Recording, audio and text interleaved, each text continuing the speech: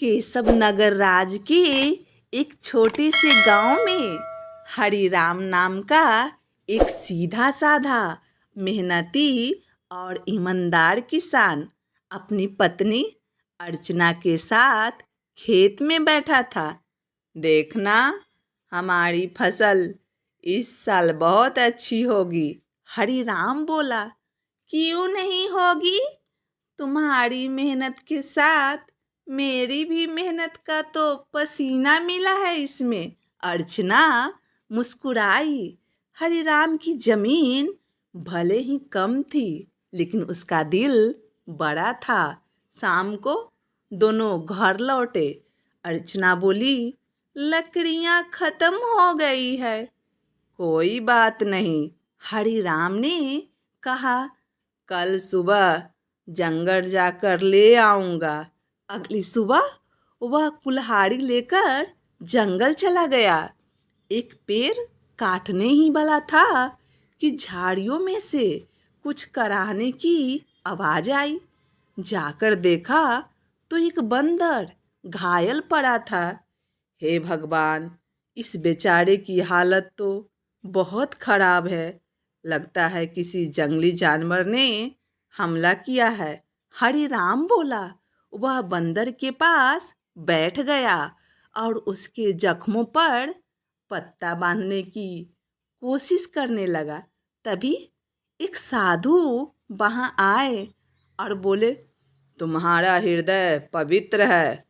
हर कोई जानवरों के लिए इतना नहीं सोचता।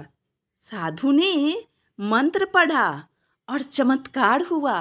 बंदर का घाव भर गया और वह बोलने लगा, मुझे कंधे में बहुत दर्द था, लेकिन अब ठीक लग रहा है। हरिराम चौंका। तुम बोल सकते हो? साधु बाबा ने मुझे यह शक्ति दी है। बंदर बोला, अब मैं तुम्हारे साथ रहना चाहता हूँ। हरिराम ने उसका नाम गोलू रखा और दोनों घर आ गए। अर्चना पहले हैरान हुई, लेकिन गोलू की बातें और मदद से जल्द ही परिवार का हिस्सा बन गया। गोलू घर और खेत दोनों में काम करने लगा। समय बीता और गोलू हरिराम का सबसे बड़ा सहारा बन गया। एक दिन अर्चना बीमार पड़ी। वैद्य ने बताया कि बीमारी गंभीर है और इलाज महंगा होगा। हरिराम ने अपनी जमा पूंजी खर्च कर दी, लेकिन अर्चना की हालत नहीं सुधरी। गोलू ने सुझाव दिया कि हरिराम अपने भाइयों से मदद मांगे। हरिराम ने दोनों भाइयों से मदद मांगी, लेकिन दोनों ने मना कर दिया और उल्टा ताना मारा। निराश होकर हरिराम अब जमींदार के पास गया। जमींदार ने मौके का फायदा उठाया और कर्ज के बदले हरिराम की जमीन गिरवी रखने को कहा।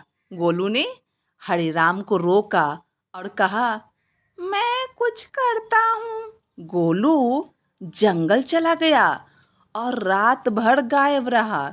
सुबह वह लौटा एक चमत्कारी जड़ी बूटी और बीज के साथ।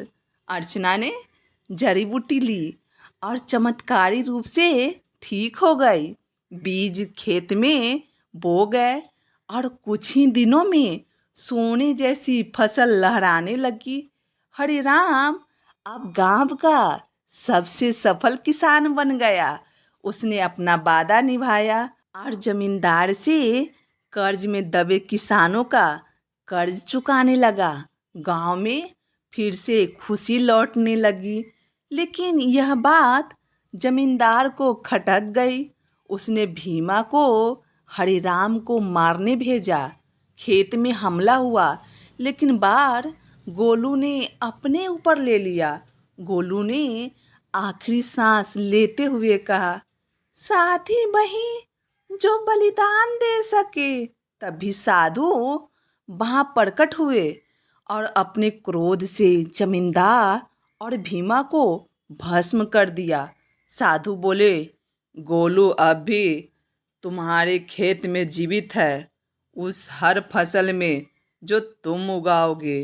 कुछ दिनों बाद हरिराम ने गोलू की याद में एक पौधा लगाया जो आगे चलकर बना साथी वृक्ष। कभी कभी सबसे सच्चा साथी इंसान नहीं, जानवर भी हो सकता है, जो निस्वार्थ प्रेम करे, रक्षा करे और ज़रूरत पड़े तो जीवन भी दे दे।